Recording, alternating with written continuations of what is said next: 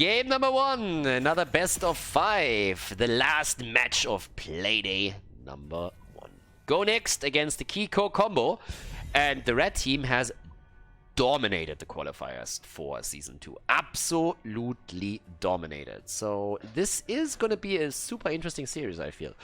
But yeah, it was actually quite incredible what the red team has pulled off throughout the qualifier, so I really want to see what they do there.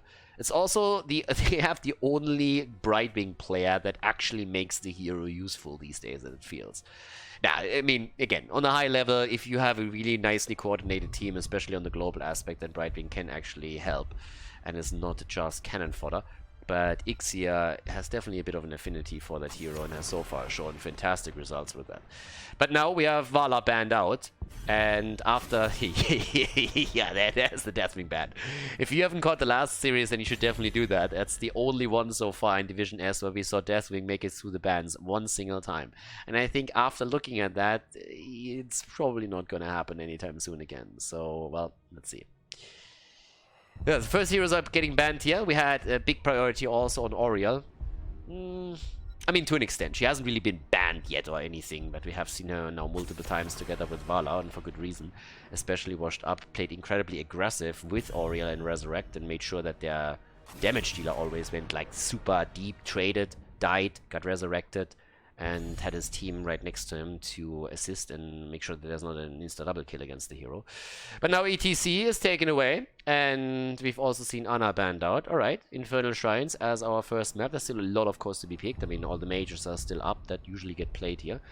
Johanna is up too if you want to go into AoE on the tank side. And for the offlaners... okay! Not really the first pick that I was thinking of. They played Probius before, totally true.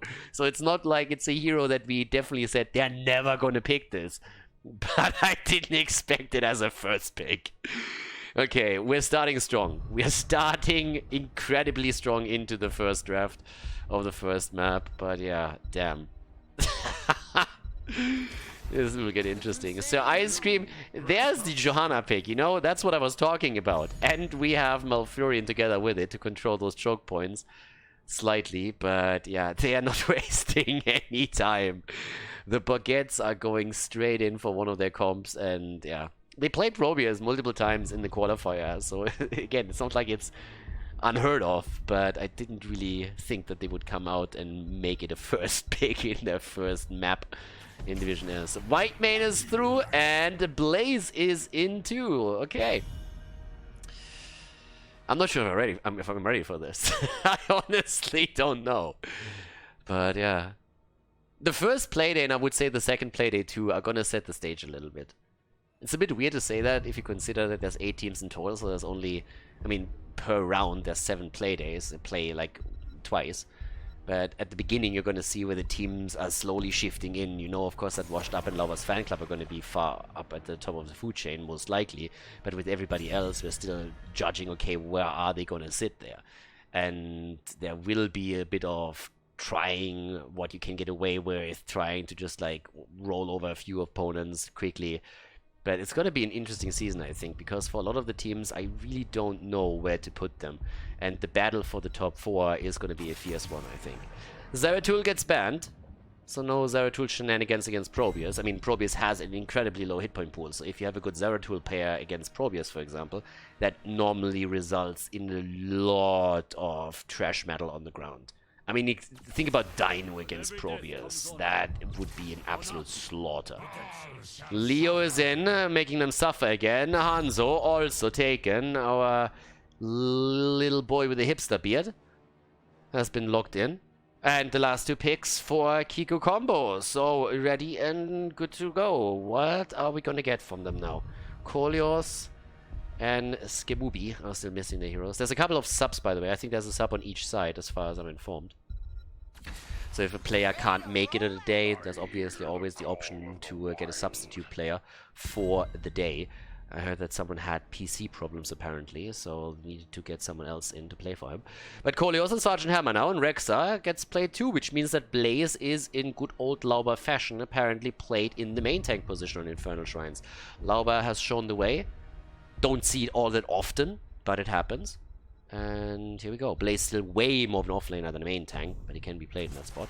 And he has Kerrigan. Okay, the Countess is in. Switches the skin real quickly, and now we are ready to rock and roll on Infernal Shrines. It's a best of 5 series once again, of course, and this is map number 1 here at Division S. So, ladies and gentlemen, let's go straight into game number 1 between the Kiikoo Combo and Go Next. Game on!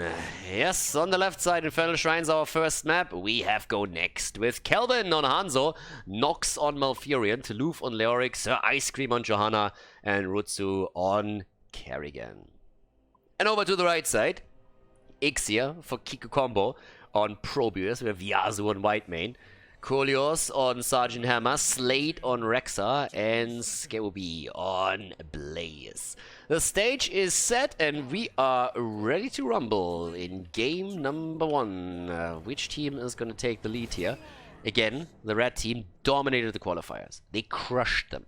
They were the team to beat and established themselves incredibly quickly at the number 1 spot in the ranking through the qualifiers. And then when it came to the playoffs, they also, if I'm not mistaken, qualified without any hiccups first for this season of Division S. So, now we're going to have a bit of a skirmish here in the middle. That's the first thing that's going to happen. Kolios is already sitting tight on Sergeant Hammer here with that new skin. There's a lot of stuns, of course, and there's the stun lock immediately against Blaze, and he's in trouble. Hammer saving him just barely, creating a bit more space here with the pushback. That was important. On the other hand, Kelvin! Oh, that could have been a kill, and now they go for Whitemane. And that is it. First blood. Down she goes, Whitemane eliminated, and Kolios dies as well. Go Next comes in and takes 2. Oh yeah, well done by them. Really, really well done. Good start for them into the game. Kerrigan, of course, showcasing the stun setups here with the help of the rest of the team. Top side, Leo is still a bit low, so he needs to be careful. Needs to get a bit of drain value. But with the early aggression, they're even going for an invade on the opponent's camp. So a little bit of a ballsy play here. Very aggressive around that.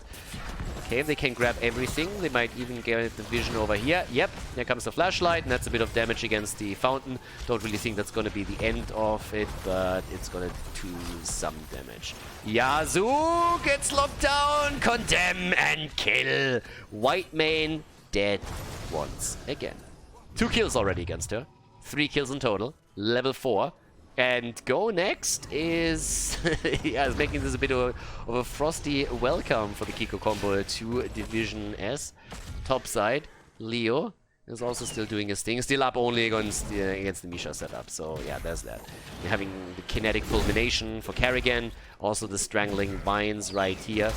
So no Whitemane heals when it comes to that. But with camps now claimed over and over again from the blue team in an attempt to paint the map blue, they are trying to get the one at the bottom of the map as well. And there is a certain lead and experience that you will accomplish just by claiming the camps, not even accounting for the kills that they got over the opponent. So yeah, let's see how they can play this one out. The shield capacitators. The capacitator has now been claimed on 4. Martyrdom on Whitemane. She's dying a lot so far. Makes her a bit of a martyr at least. Toulouse has to get away from this one, but a good Wraith Walk is all that's needed, as the objective is announced and active in another 10 seconds. The problem that they still have is that there's a slightly inexperience which will transition into an earlier level 7. And level 7 talents are highly important. For the first objective fight, that's a huge deal. But there is a much earlier position on the point itself for the Kiikoo Combo, and that means that they have, I mean, they're about to take a lead here. So with level 7, the blue team needs to move in, and Leo is actually even escorting a camp at the bottom of the map to make sure that they're getting some value against the wall. But here come the level 7 abilities, so that's the power spike right here. Kolios, on the other hand, is sitting tight in the back, has the siege tactics now too, so whenever Kerrigan makes an approach for him, he should be kind of safe here. Leo is still rotating, finally coming topside, but they took a lot of experience through that. And here comes a bit of a fight. The lockdown is there. Kolios is getting body blocked, and that's a huge problem for the tank. And Hammer goes... oh, yeah, down. I was about to say go through the gate, but as it turns out, Whitemane is dead again. And so is Sergeant Hammer. That's 5 kills against 0 now. And the Kiikoo Combo is getting pretty much murdered in the early game. I mean, damn, son. That is interesting to say the least. I mean, again, let's face it. Kiikoo Combo, they crushed the qualifiers. Crushed them. Right now, they are on the receiving end of that beating. The bait over the wall on the Punisher, so the red team does exactly what they need to do in an attempt to limit the damage that is being done here. No approach through the small wall over here this time. We've seen that in previous games, that if you open up the wall and Karrigan can make an approach, then you have a good shot at taking the fort itself down. That hasn't stopped yet. There is still a chance. This is a 4 versus 4 here at the top, but with Hammer just wailing away against the Punisher, it looks like the wall and a bit of damage against the fort is all that they're going to get here. Level 7 talents are now ready on both sides. But here we go. Rotation from Rexa down to the bottom. Salute was trying to interrupt it a bit, but everything is pretty much damaged here. All the walls are already hurting a lot. Misha comes in. Misha is allowed to check bushes. That's what Misha is for. But they take this again, and with a little bit of vision over the wall, they could in theory try and take that fountain down again, but instead they're making the play right here. Probius has already put down a cannon. They're going for it again. And Go Next has been pretty merciless here. If you're ahead, you should try and get farther ahead. That's pretty much just the entire goal here. And they are trying to snowball it. With nearly a 2-level lead, with them also looking at level 10 abilities, they can now start to dive forts. Or heroes. Doesn't really matter. I mean, right now you are so massively ahead that the world is your oyster. Or at least Infernal Shrines is.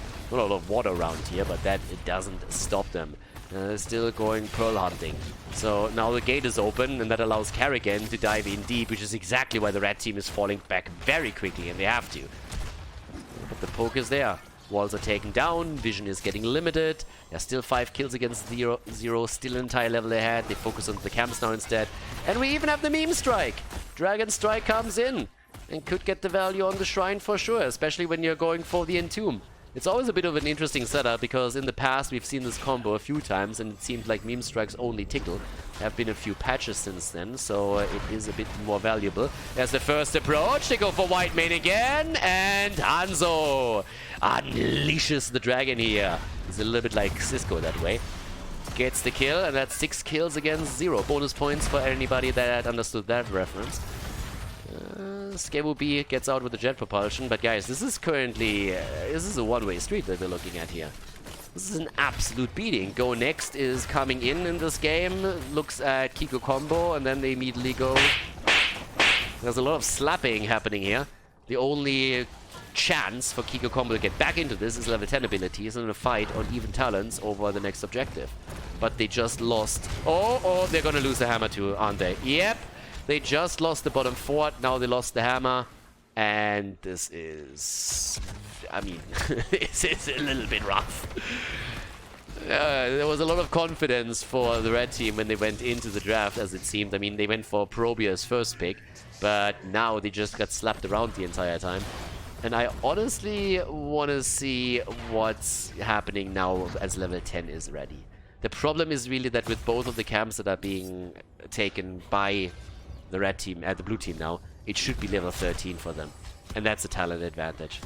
Yeah, you have a level 10, but your opponent is looking at 13. It's obviously not as much of a power spike, but still, this is getting a bit wild here. Yeah, more wave clear for Johanna. Currently looking at the Holy Fury here. And they're already looking to come in with Leo. There they are in the back line. Taluf needs to be a bit cautious though. Is eating a lot of the damage. Top side is also getting pushed. Oh, there's the Leo kill. That's a trade that's always more or less worth it. He's going to come back. Meme Strike is creating some space. Top side is pushing. That Shaman Camp is doing wonders. And there's the kill against Blaze. Blaze is down.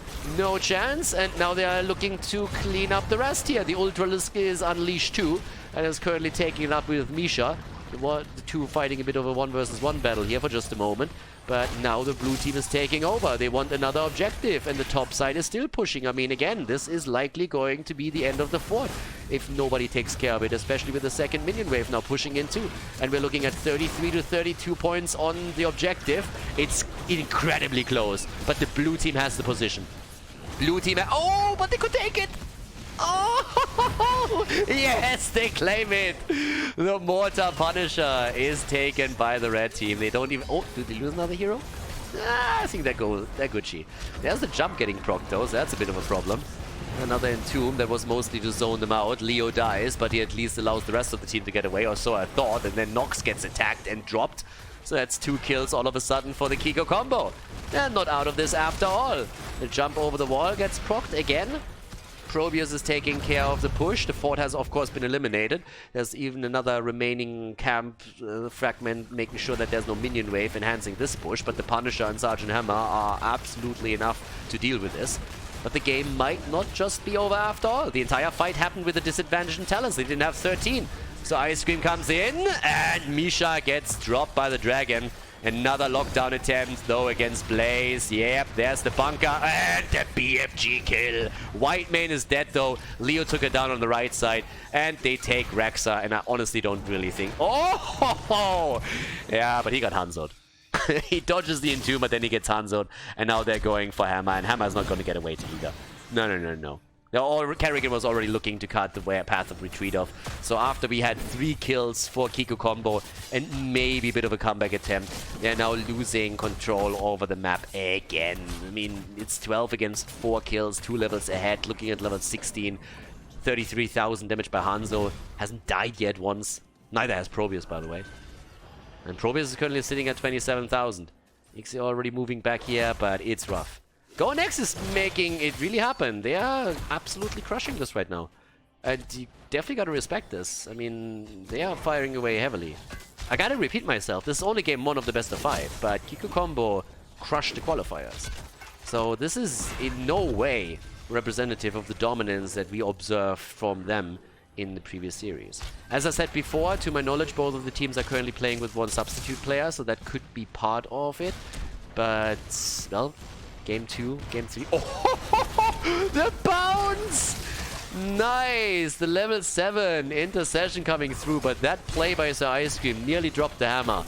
That was actually sexy as hell. Nice reaction here from Yasuo too, making sure that hammer wasn't locked down by the stun, but that could have been a kill.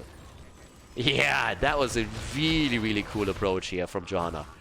But as I said, it's only game 1. We could definitely see a bit of a different setup for game number 2 happen.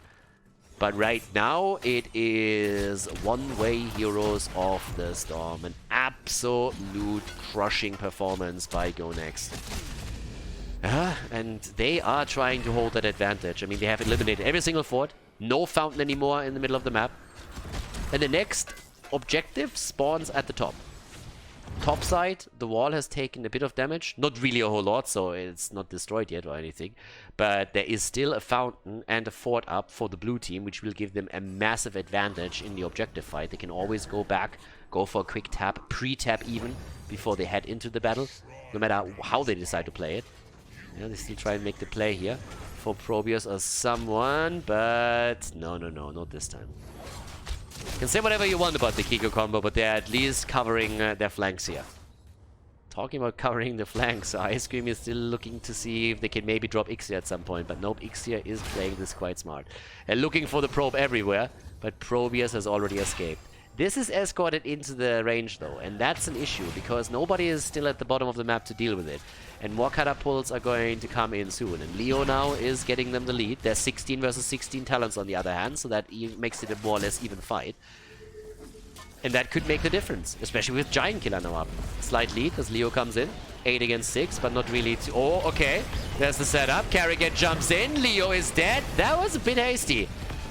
There's at least some value from the meme strike, but still, I don't think that was timed properly by them. And Nox is about to fall. He gets the Tranquility in for a little bit, but that's the end of Malfurion. So yeah, they were too hasty there, for sure. And if anybody can go for a hasty bargain, it's Alarak, but he's not here. Leoric is trying to copy him a bit, but it didn't work out for him, and all of a sudden they're in danger of losing the Punisher. It will be the second one that goes over to the Kiikoo Combo. And Probius has taken the opportunity to go down to the bottom of the map and ensure that no actual damage is put onto the keep itself. So that quick attempt to go for a setup did not work for them. Not at all. They needed to wait for the full 5-man to be present for it, and they didn't. So that is gonna hurt. It is a 4 versus 4 setup topside. Probius is now making its way over slowly, but it's gonna take a bit more time. Okay, they're trying to make the play for Blaze. Need to be careful, of course. Where is that bunker when you need it? Well, it's a cooldown, so can't use it yet. So Ice Cream comes in. Oh my god, the arrow actually really well timed here. But fake death or feigning death has at least saved Drexa from damage. And Johanna goes down. Guys, this is a comeback start. Yeah, the red team is looking for their 6.5 out of 10 moment. IGN says hello. No combat mechanics required here. They're making their way to the top. The fort is down. So all of a sudden we're talking keep. Now, the Arcane Punisher is nearly destroyed, but they still have a bit of pressure going for themselves, especially with Hammer, of course, in the back line. So that's what we're getting right now. At this point, another jump attempt. Kerrigan is already getting locked down a little bit. Blaze, on the other hand, a bit deep, but he has the bunker up, which is the main reason why he went for the play in the first place. And they go for Leo again. Tranquility is not enough. Another BFG kill from Kolios.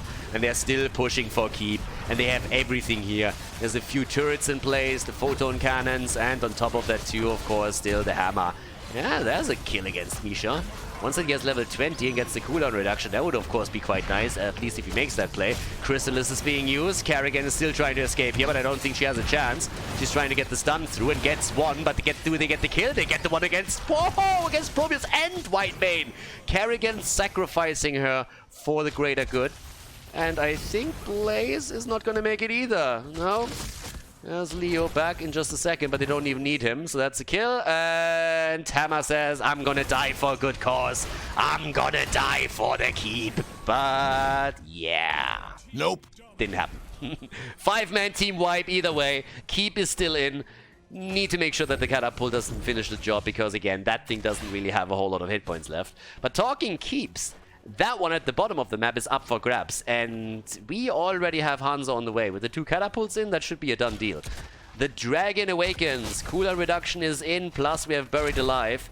Still 7 seconds for Probius, but yeah, that keep is not going to make it. So nice setup here. Go next actually able to walk away with the keep destroyed, but damn, did Kiikoo Combo make a nice attempt to turn this around. And they actually try to go for core. Yeah, both missing. Neither the Blessed Shield nor the Entomb has actually hit. So now they just go for the Dragon and YOLO all of the R buttons. And why not? Because that attempt is already shut down. At that point, you might as well go for it, right? Let's just drop R. If neither the Blessed Shield nor the Buried Alive connects, then you can kiss that attempt goodbye. It's a 5 versus 5 after all. Level 20 talents or no level 20 talents. It doesn't even matter in this moment anymore. Especially with Sergeant Hammer on the other side. But the game isn't over yet. Still advantageous for go next, but it's not quite over yet. 87,000 damage by Hanzo. 100,009 on the siege. Look at the other side. Probius top damage. Assassin confirmed. Right here. And 139,000 on siege. They have to deal with the top side, especially with those catapults and with the shaman camp, which is exactly what they do. Super important, or they're going to lose the keep over here, so you can't really allow for that to happen. So they burn the waves down very, very quickly. That's going to give them the upper hand. And now the rotation down to the bottom of the map to fight for the next and potentially the last Punisher. If the blue team takes it, then very likely it's game. Now with level 20, the orbital BFG is in. On top of that too, we have burn notice. BFG gets dodged, and here we go. There's the play, there's the attempt to maybe make another Buried Alive action happen. Leo is a bit alone though, so he falls back. There's the first dragon out, keep the cooldown reduction in mind. This one didn't hit jack shit, but he can get definitely another one in here. I mean, the cooldown reduction is insane, but Malfurion is in trouble. Buried Alive so far is good. Yeah, Tranquility. Can Malf survive? And the answer is no. He goes down, but they're still looking for a counter killer. Another dragon is ready for Kelvin. Can fire it right now, should fire it right now, and did fire it, but not really at the perfect angle. BFG comes in, Hanzo dodges out on the damage. Second one comes through too. Leo is a bit low, and he dies. The Kiikoo Combo on the way to another one as Johanna falls. 37 against 37. The blue team desperately trying to see if they cannot maybe at least get the objective, but as it turns out, they couldn't. And yeah, that's a problem. Big one. They just can't get the kills anymore. They have massive problems with this. And now we are looking at 61,000 damage for Sergeant Hammer, finally eclipsing Probius. The arrow strikes are coming out over and over and over again. Now that Kelvin gets the cooldown reduction continuously, this level 20 talent is giving him mad value. Sits at 111,000 damage, 17 kills against 12. Top side, Catapult pushes in, but that should not really get towards the keep. The bottom lane is a bigger problem though. And this just doesn't do enough. Does a bit of damage against Khaldor, but it's nowhere near what they need. They need, first of all, the Entomb back up, and they also need Johanna back in business. They have everything for a team fight, but that Punisher is going to go for core next, and Kiikoo Combo could walk away with the lead in the series. They definitely could here. And here comes the fight again. Look at it, BFG. Already we have Hanzo incredibly low. He barely gets away as the Punisher jumps in. Has another ult ready, uses it immediately. Misha is down, there's the blind, there's the blessed shield. The kill attempt as Whitemane pops the ult. No Buried Alive by Taluf. Taluf dies before he uses Buried Alive and the core is falling. Johanna is getting wrecked, and guys, this is going to be it, isn't it? The comeback. Holy shit, the Kiikoo Combo. They get bludgeoned to death pretty much the entire game, and then at the end they turn it around with 1-2 fights. They go for the core and they actually seal the deal on go next. The blue team must be incredibly frustrated right now as Kiikoo Combo takes the victory and locks in the first win in the best of 5.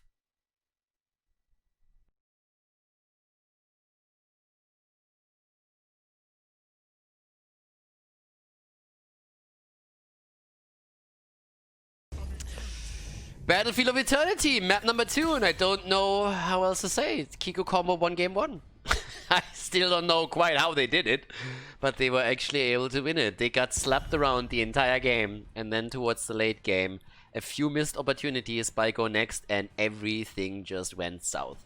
They lost the last Punisher, they weren't able to go for the core, they missed an Entomb and the Blessed Shield against Probius. Ixia just running circles around them. In the last team fight, Leo missing out on the Buried Alive, didn't find an opportunity and got absolutely wrecked there. And now we're looking at map number 2, and I mean, from Go Next perspective, you're sitting there and you're just like, what the fuck just happened? So Deathwing gets banned, as usual. So does Rexa. And with Battlefield, well, here comes the big question. What about the damage healers? Li Ming, Vala, two of the ones that we have to look for. Greymane, another big option. Then again, when it comes to the Kiikoo Combo, there's always the question what's going on with them. Chromie gets banned. No yay in game number 2, at least of this series.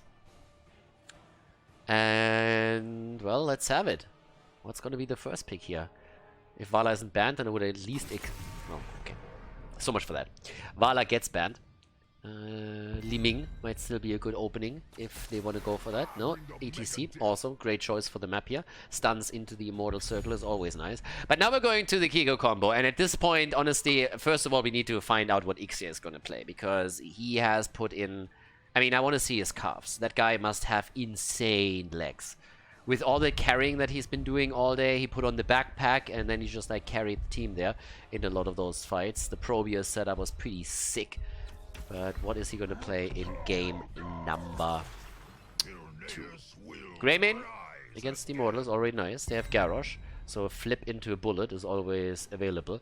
Immediately the question, are we going to see a Zarya pick? Zarya on this map together with Garrosh, always nice, because you get the speed bubble, and then you can just race car Garrosh and flip for free into your team. Whereas the blue team does exactly what we normally see on the map. I mean, we have first of all Li Ming, and we have in combo with that Ana. So Nana boosted Li Ming to try and get the value around the Immortal fights. That's a big one. And, well, comes down to the bans now. And we get that Uther ban again. We got it a lot already. That side lane Uther shenanigan that we oftentimes see, they're not really happening. There's a Holy Cow approach too. There's a Zarya ban for reasons I pointed out earlier during the draft. Nice one, I like this one actually. And Ixia with Lucio. There is a lot of players that I will criticize for their support picks. And Lucio, it's something that I usually enjoy more in the macro aspect, because if you put Greymane and Lucio together, then you can really run around an opponent and get a lot of structure damage done. If Lucio is just only hinging on his level 10 ability, then with a good placed bubble, you can actually get value out of him. But generally speaking, I prefer other heroes. When Ixia, on the other hand, starts to pick a support, I know what I have to do. I need to just shut the fuck up and enjoy the show. Which is exactly what we're gonna do here. So, yeah. A good Lucio can be pretty brutal. Then again, a bad Lucio, which is what we oftentimes see in Division 6 and 7, which is why exactly we're oftentimes criticizing that pick, can also just ruin the entire game. Now we have Arthur's taken, and we have Sylvanas. Okay, so there's a lot of pressure. First of all against the Immortal, then with the Immortal, a strong push. Greymane can try and control, Arthur's can try and control Greymane throughout the game. And our last pick still needs to be on the off lane here. So how deep are they going to get with this? Because there is a lot of potential right now for them to go for a little bit more out of the box heroes, but they go more for a standard one. So we have Chen in play. Chen on the off lane, and well, I'm ready for this one. Let's see what they can pull off with this. Traditionally speaking, I would have expected more of a hero on the support side that has a stun available.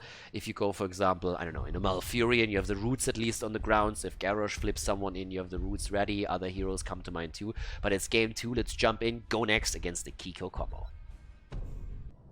Game number 2. Go next in another attempt to go in for the first win in this series. And yes, you heard right. If you glanced over the end of game number 1, then you might have missed it, because Kiikoo Combo actually won that thing. So now on the left side, on our second map, Battlefield of Eternity, we have Kelvin on Sylvanas, Ruchu on Li Ming, Sir Ice Cream on ETC, Toulouf on Arthur's, and Nox on Ana. And to the right side of the map, the Kiikoo Combo with Kolios on Hanzo, Skewubi on Garrosh at the front line, Ixia on Lulcio, Yasuo on Greymane, and Slate on Chen. Offlaners, as you would expect, Arthur's and Chen taking their positions on level 1, the Eye of the Tiger. And let's go. Lulcio with Acerando. Yeah, screw those talent names, by the way. And on the other side, once more, Block Party, plus the might of the Banshee Queen. Alright, let's go. Let's get ready. I'm curious if the blue team can get a victory here. Greymane has, by the way, joined the top side Chen, so they're going to heavily pressure Arthas and try and get some structural damage. And yep, there are some heroes that are immediately making a rotation to help out, because in the long run, this is not going to go well for Arthas. He just can't stop that. And he knows that too. They're actually trying to interrupt the rotation, but Sylvanas is already on the way back down. It's actually a little bit of a ping-pong play that we currently have here. Sylvanas going top, down. It's like, yeah, okay. Even Lucio's now coming in. They're trying to go for Kelvin. And there's a lockdown attempt. Oh! That's first blood. First blood. Oh, that little fucker actually got the kill. Honestly, I don't really know how Ixia does it, but he is just rocking it on the support. He comes in, slaps them around a little bit, and says like, oh yeah, baby, I got this. So yeah, gets the kill, slides in, and makes his way back down to the bot lane, where we see some aggression for the camp. Top camp has already been taken by the Kiikoo Combo. If they get the second one at the bottom too, if they can fight for this one, that would be, of course, the dream. But yep, there we go. 4 versus 3 for now. There's a bit of a flip. They're just trying to buy a bit more time, which would not really help the rotation, so the camp is taken by the blue team anyways. But top side, there's a different question, because there's still the attempt to make this camp, together with a double hero setup against Arthur's, do lots of damage. So much that Sylvanas has to rotate again and move towards the top. So, well, Sylvanas is coming in, staying away from Lucio this time. Biggest counter against Sylvanas, as we just found out. And Lucio's immediately in again, and Kelvin drops to 50% HP. Kelvin's already sitting there like, I hate this guy. Yes, who doesn't? Okay, there's the lockdown attempt though. If you want to stop Lucio, you have to stop him from moving. And Slate! Boop! And... he survives a bit longer. They get the kill! 8 hit points! Arthur survives Ixia this time. Not with enough tenacity here to take him down, but the panda has fallen. Alright, this is gonna be another good game, isn't it? Already we have Hanzo nearly completing the quest. The simple geometry is nearly done. Dominance on level 4 for Li Ming. And yeah, this series is quite enjoyable so far. Not quite sure if you're actually going to see a 5-mapper here, if it's going to be a 3-mapper or what, but I'm pretty certain that no matter what the end score is, it's going to be a fun series, considering how the games so far have gone. Alright, a bit of a defensive position, everybody focusing on the red team's Immortal, which is already down quite significantly. Death Coil build actually for Arthur's, look at that, going straight into the Death Lord here. Okay, let's see how deep he goes with that build. It's interesting considering that he's up against Greymane. Not really what I expected to happen here, but it gives him more survivability and also a bit more of a point-and-click poke, of course, with that cooldown reduction. Greymane is taking care of the camp at the bottom of the map, easy peasily. And towards the top side, Arthur's has started to do the exact same thing. Ana with the adjustment into the debilitating dart here. And, well, if she can set that up against especially Greymane, that would of course be fantastic for her. Let's go. There's our setup over here against Ice Cream again. They're getting poked completely into the ground. I mean, Hanzo is doing his thing. Hanzo and Greymane are doing their thing, and they are just losing the halftime show. Arthur's is finally done topside, but yeah, they haven't done anything there. Yazoo, oh, moves away. Bit of a bait against Ice Cream, and Lucio is immediately there. So is Garrosh, and that's a kill. ETC is down. Arthur's comes in a second too late, but they still get the kill against Greymane. Sylvanas, on the other hand, falls too. They're still looking for Garrosh. Ixia comes in and moves away from it. And Hanzo's leaming. It's all over the place, the game now. 4 kills against 2, halftime show, easily locked down, and the level 7 talents on top of it too. But yes, the Kiikoo Combo rocking it at this point. Trying to burn that down now quickly. Both of the teams are just going for a flat-out race on the Immortal, but the advantage obviously in the hands of the red team, as they are trying to crush this. And with 5 heroes already on point, there's no problem. Not with Hanzo, not with Greymane. That's just too much damage. So yep, there it is. Immortal comes through, moving back for a bit of mana. Kolios at least is. Immortal's going to move down to the bottom of the map, and Chen has already moved topside. Greymane is waiting. Greymane can easily move towards the top, and together with Chen start to put even more pressure onto the fort while the rest of the team goes towards the bottom. And that seems to be exactly what they're planning to do here. Iceborne 42 is still in. Yeah, there's ETC. There's a slide. That's a kill. Yeah, didn't see that one coming. Surprise, motherfucker. No chance for Garrosh. But the top fight is still ongoing, and that's a totally different matter. Because yes, they might have been able to defend the Immortal at the bot lane without any losses, but they have no chance at the fort towards the top. The flank that is coming their way, that's a different story though, because that could easily lead to a kill. Oh, Yazoo tries to go in deep, but yeah, he has no chance now. They lock him down. Greymane is dead again. They're looking for a second kill with Kelvin being aggressive here.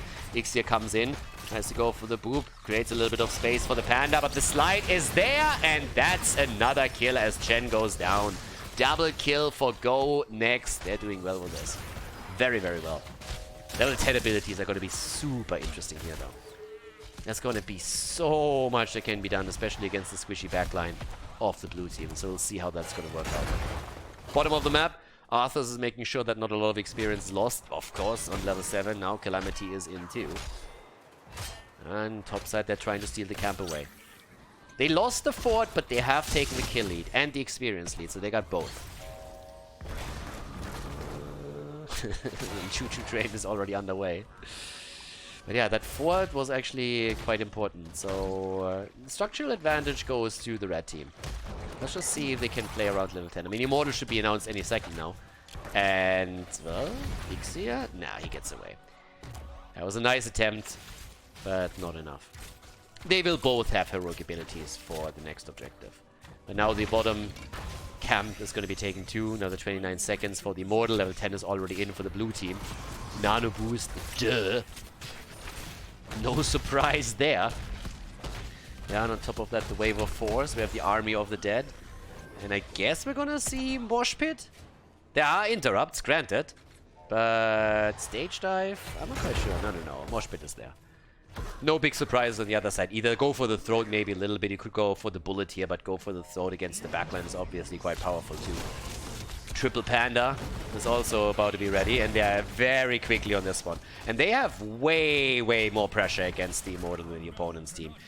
Li Ming and Sylvanas aren't bad, but it's nothing compared to Hanzo and Greymane. It's absolutely nothing. So they win this one easily.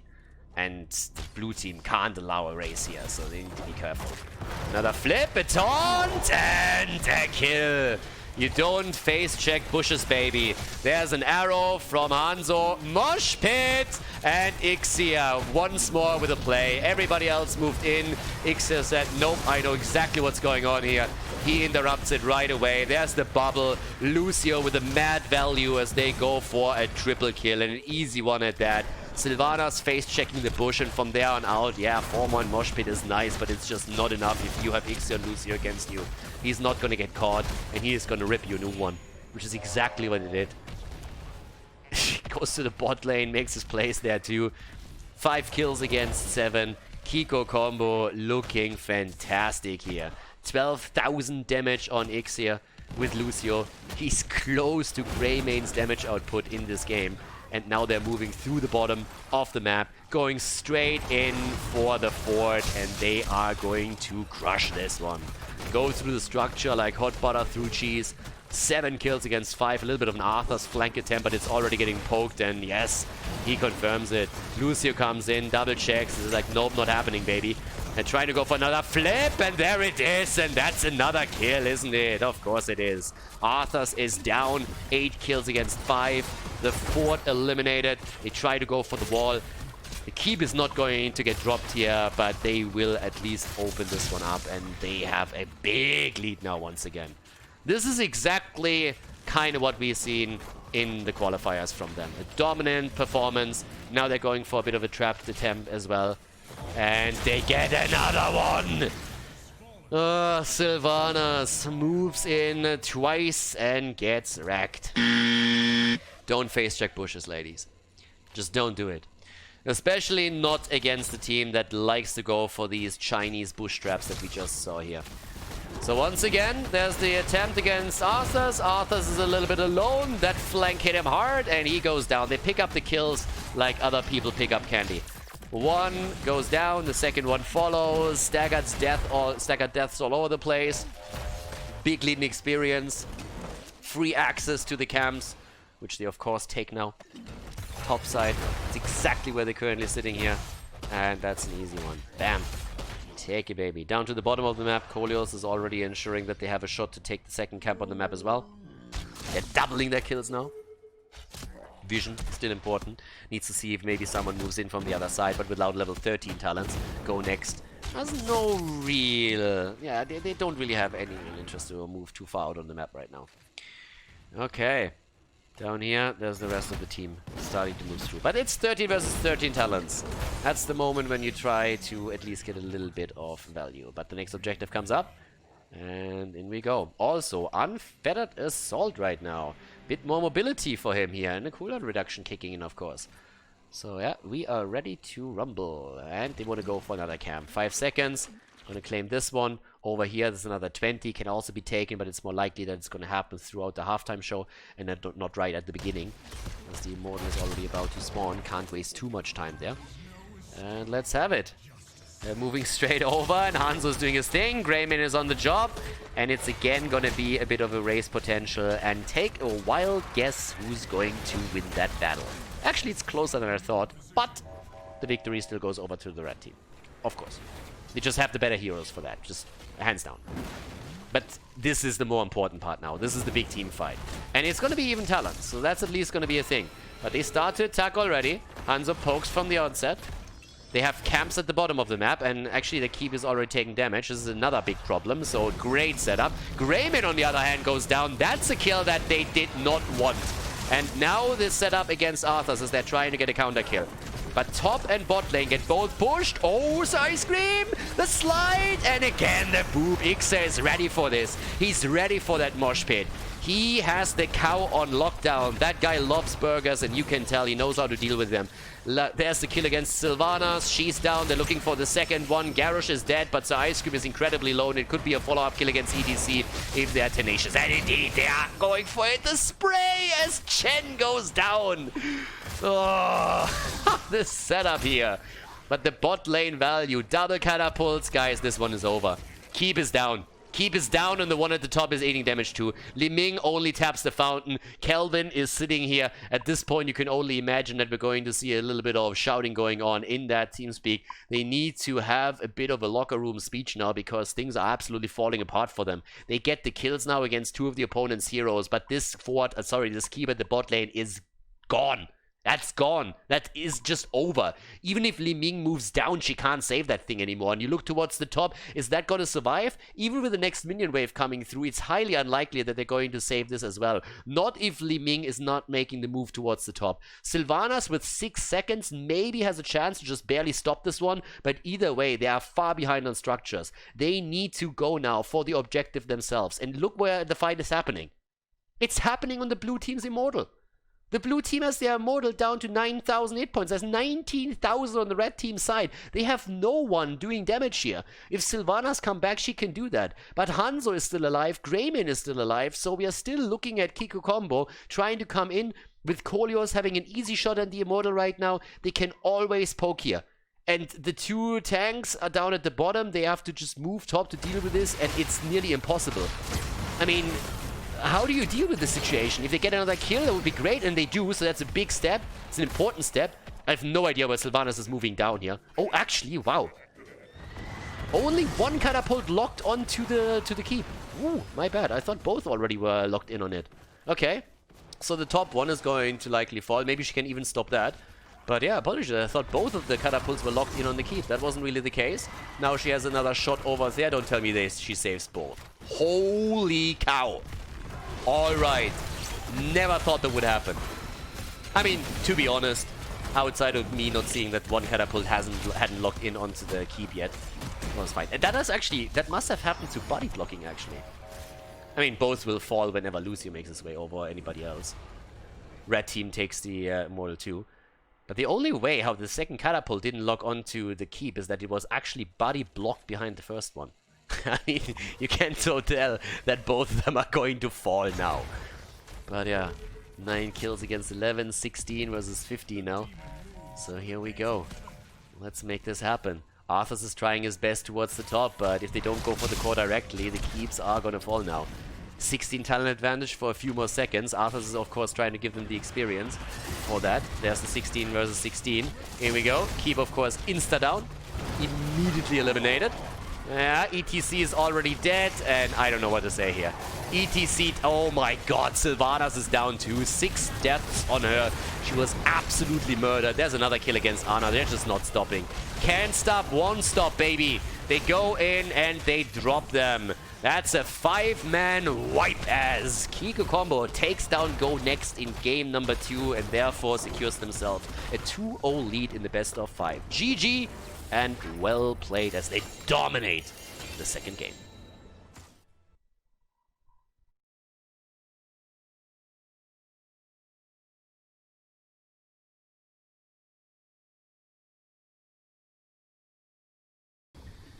Game on! Dragonshire, ladies and gentlemen. Go Next against Kiikoo Combo. Oh yeah. Pretty impressive performance here from Kiikoo Combo on the last map. Honestly, at this point, I hate myself for saying it, but I want to see Ixter's Brightwing. On Dragonshire, you can play globals, and I actually really like macro games on a global level, and one of the few players and teams that I think get away with a good Brightwing play is actually Kiikoo Combo, because they've proven it throughout the qualifiers so far quite often. So on Dragonshire, there's an actual chance that we're going to see something along those lines. Because, again, Dehaka, Falstad, and other globals would reign supreme here. I'm a bit surprised that we didn't have a single Falstad game today yet. Not only in this series, but also in the previous one. There are, of course, other heroes that are quite important too. Considering that they first picked Probius in the first game of the series, this is another map where you can actually play Probius topside. I would still expect that Rexa is going to be banned out, so Rexa and Deathwing should be 2 of the bans that happen here. The King of Dragonshire making it through on the map, I would definitely comment that with a... Nope. No, I don't think so. Deathwing gets banned. Duh. And at this point, I think Go Next would be really happy about Rexa, but I think there should be a Rexa ban now. So Alarak gets eliminated. And do they go Rexa? No, there it is. Alright. The man with the mask gets eliminated. Yeah, for good reason. Rexa is just too good on this map. He dominates the solo lane. He is too strong on the one-on-one lane because he can just keep control over lane experience and the shrine the entire time here. Okay, Malfurion gets picked first. Okay. And what do we get from the Kiikoo combo? I really don't know. Honestly, like, it always feels like they come in with some kind of curveball. No matter what you expect from them, they have always something else prepared. They are a team that incredibly often just thinks out of the box and comes in with picks that you just don't expect, especially on this level. And they make quite a few of those work. There he is! Bright Wing by Ixir. Yes, if there is anybody that can convince me that Brightwing is not totally trash, then it is Ixir. But yeah. Because usually Brightwing is not really a hero. Brightwing is a problem. Unless you are really good at playing the global setup. And Ixir is pretty good at that. So, well, let's see. Hanzo. Honor! And Garrosh. Every single time I see a Garrosh setup, I immediately just go in my head like, are we gonna see a Zarya? But then again, if you wanna go for a 4-man setup to just barrel through the bot lane, for example, you wanna have another damage dealer than Hanzo. You usually look more towards Vala here, which we could actually still see in this game. She is an option. Yeah, she's an option for sure. Set up with Vala Oriel, for example, would not be bad at all here. Not even a little bit. What's the solo laner though? Well, my F gets banned, okay. Don't want to deal with her. And what else? Yeah, I'm curious what the damage will be for them. There's the bird! Falset gets banned out. Don't want to deal with the double global. The Haka is still up, so... yeah. So is Abathur, by the way. Just mentioning that, since you can get some really nasty combos with Brightwing Abathur. Brightwing Abathur Zeratul, for example, when played correctly, can be so unbelievably nasty. You can turn any one-on-one lane into a 1 versus 3 just like this. So if you play that correctly, you can do a lot, but we don't see it often anymore. Jimmy and Sylvanas. Okay. Jimmy is in. And I honestly thought they would go for the offlaner a bit quicker than that. So they're hiding their offlaner right now. They want to react to the opponent's choice instead of being proactive here and picking their own favorite. So they're actually waiting to see what Go Next is going to set onto the solo lane before they make their own play here. So a bit of a more reactionary pick that they're looking for. Jaina gets taken. Okay, so there's the more bursty damage coming through. And Thrall for the solo lane. Okay, fair enough. And now Kiikoo Combo can decide. I mean, there's a ton up. You can still go Blaze. Leo also still up. Play around Mouth. I mean, whatever you want to pick here. And Dehaka for the global. So they actually go for him. Dehaka is in, and that is game 3. Game 3. Draft is through. Dragonshire is the map. Kiikoo Combo with a 2-0 lead. Can they make it a 3-0? We're gonna find out right now on Dragonshire, the 3rd map here on the first playday of Division S Season 2.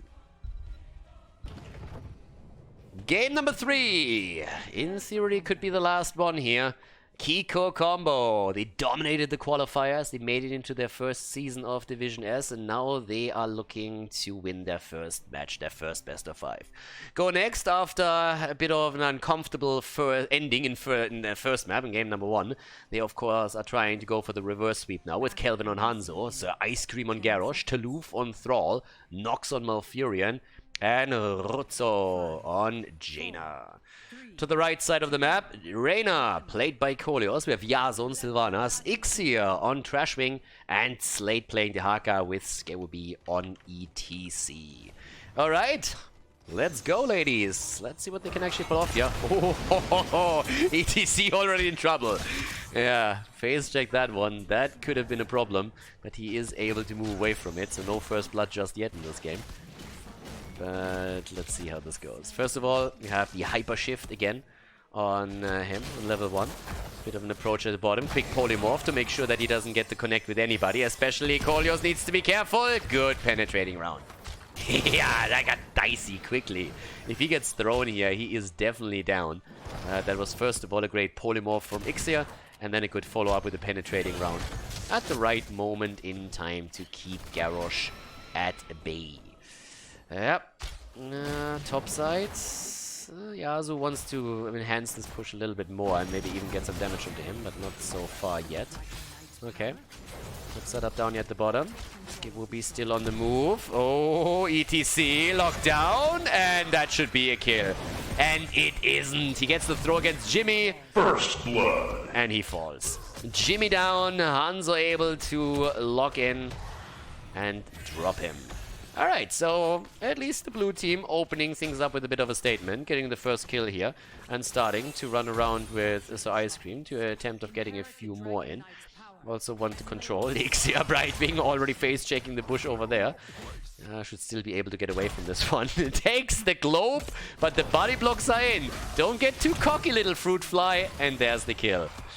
Yep, nearly a counter kill against the Ice Cream, but Ixia was a little bit too arrogant in that move. After we saw Garrosh use his stuff, he could have easily gotten out of there. But he greeted for the globe, wanted to show dominance a little bit too quickly. And yeah, the body blocks were too strong. Nicely done by Garrosh, so big shout out to us Ice Cream. That was a very, very nice setup. They steal also the camp away. Game is starting phenomenally for GoNext. Starts really well for them. Top side, it's a bit of a different story, yes, with that Sylvanas and the Haka push. There's a lot of pressure against the wall, but this is also where Jaina comes into play with the rotation. Bottom of the map is still being fought over, but generally speaking, this is a good start for the blue team. Slightly ahead, nothing crazy, but they take a small advantage here. Oh, so Ice Cream on the other hand. Yeah, that's a double body block. Yeah, okay. Garrosh, that's a bit of a different story. He opens his own path. He doesn't really care. You can't body block him. He barrels through the wall. He doesn't care. Taluf, on the other hand, he cares very much because the damage that we see from Sylvanas is too much for him to handle. So that's a kill against Thrall. The War Chief is already down. One War Chief against another. We already know who has the stronger punch here. And he wants another kill, but doesn't get it. Walks into the roots. Not quite. Dodges out in the drag. No way. They get the kill against Malfurion. Well played. And now the tower is down. Holy hell. The setup topside. Damn, son. They are aggressive, aren't they? And at the bottom of the map, still the Siege Giants in play. 2 versus 2. Okay, Hanzo, Jimmy. Setup kill. Garrosh down. Oh my god. Yeah, the Horde is suffering right now. At the top, Yasuo wants to also pressure through again. Taluf is obviously careful because another Tong drag could be the end of it. The Fruit Fly wants to turn into a dragon. Can't really blame Trashwing. I mean, if you're a Fruit Fly, you want to, of course, wield that big battle axe of his. That didn't happen yet. Thrall is at the top. Thrall, oh, unfortunate. A little bit of miscommunication between them. And I think Jaina can escape because of that. Yeah, if EDC would have waited a bit longer, they could have taken that. For sure. Brightwing moved down to the bottom of the map to help out. At the top, though, it's a 2 versus 2 with the Haka coming in again. Looking for the drag, but doesn't find it. Alright. So 2 kills against 3. Slight kill lead. More pressure at the bottom of the map. Global pressure is really nice for them. And here comes the attempt to get another Dragonite. I gotta say, they're doing really well around this. A 1 versus 1. The Haka Thrall is currently being fought over at the top, and Sylvanas is gonna fall here. Sylvanas goes down. Counter kill. Not so much, or maybe Rutsu. Yes, there it is. Jaina is dead. Yeah, they're going blow for blow in this game. Holy hell. Kolios nearly gets the one against Hanzo. Gets thrown into tower range. Brightwing assisting with the help, and there's a Dragonite. And Garrosh receives an ass kicking. Thrall has lost the one-on-one against the Haka in the meantime. I mean, it is all over the place right now. Incredible game. Brightwing with the dream shot. Peekaboo on level 7 for him. And it is just going ham in this game. The Haka is still pushing the top, and just look how quickly this escalated. We went from close experience to all of a sudden a 1.5 level lead and level 10 advantages. And now that means that top side, they're trying to get the kill against Kelvin. Yasuo with a beast step even, and they get the kill. Dodges out on the wolf. Nox comes in too. Brightwing, Emerald Wind, locked down against Sylvanas. They want the kill, they're looking for it. It is able to ford, and they're just absolutely murdering this game. Damn! But Sylvanas goes down. Brightwing. Brightwing gets the kill. But the Fruit Fly goes down as well. Khaldor still fighting in the middle, trying to take the fountain down or at least put a bit of damage onto it. The rotation is still there. The Dragonite has also destroyed the wall at the bottom of the map. We're looking at 5 versus 7 in terms of kills. 11 lead still for Go Next. This game is nuts already. 10 abilities now finally in for both teams. Dehaka has taken back to the top again. And Jesus, this game is just... It is just incredible. Game number 3, and it's absolutely bonkers at this point. Khaldor takes the camp, so Siege Giants are on the map as well. And we have another camp about to be claimed by Yasu and Slade. So Sylvanas is doing her thing together with Dehaka. Finally, the completion. Really late for Dehaka. 6 minutes and 30 seconds in, he completes the Echo of Elements. So now he has the second charge on the Chain Lightning. Couldn't get that done any sooner because he was up against 2 heroes on the top side and not only in a 1 versus 1, where you normally complete that talent or that quest a lot more quickly. Normally we're talking 3 minutes, 4 minutes, but yeah, in this case, it took a little longer. Talking about taking longer, there's a kill against Sylvanas again. Slade is in trouble, that's another kill, that's a double kill. Go Next, 7 kills against 7. Yeah, even the Earthquake didn't, well, prevented them from walking away here. But I gotta say, they're firing out of both barrels here. There's a quick slide. The problem is I don't really... Oh, the penetrating round! Khaldor, you fucking monster! Interrupts it, pushes him back, isolates him, and takes him apart. Camp forces Deleuve to deal with the top side, but damn! This game is just everywhere. Yeah, this camp just taken before ETC can make a move. Level 13 talents are now ready. Khaldor is pushing the bottom of the map. There's an attempt to flank him, but ETC is close as well. Yeah, Khaldor is actually getting pinged here. And here comes Garrosh. X here with a polymorph. Khaldor's on the run. Penetrating round. Slide. Indomitable prevents the stun. And Sir Ice Cream pushed into tower range. Nearly falls. The water element leads the shots though. Another hit. So Ice Cream is incredibly low. They should get the kill here, one way or another. The question just simply is, can they deal with the rest? Dehaka is taking top shrine now. Thrall is up against 2 heroes. This could be another Dragonite. Thrall is moving into the middle to try and prevent it, but I don't really think he can make that happen. Not the way this is going. Yeah, I mean, they're walking in. If there's a drag against him, he can kiss his life goodbye. Sylvanas is already just crushing that wave, and that's Dragonite number 2. Dehaka takes the DK. And is moving straight up to the middle of the map with it. Bot lane, ETC with a slide. There's also more damage against Kelvin. This time he gets away. ETC tries to escape here. Wrong direction, baby.